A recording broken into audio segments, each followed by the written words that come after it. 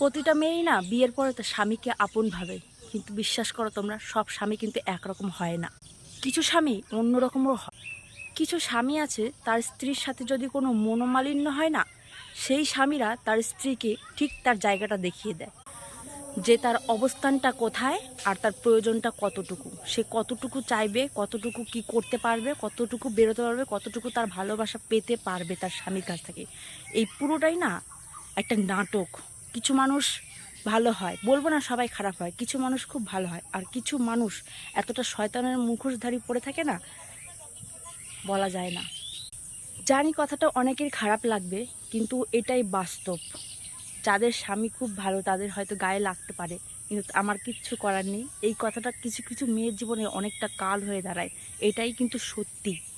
so যদি কারো খারাপ লেগে থাকে তাহলে তাদের কাছে ক্ষমা চেয়ে নিচ্ছি, আর যাদের ভালো লাগবে তাহলে অবশ্যই লাইক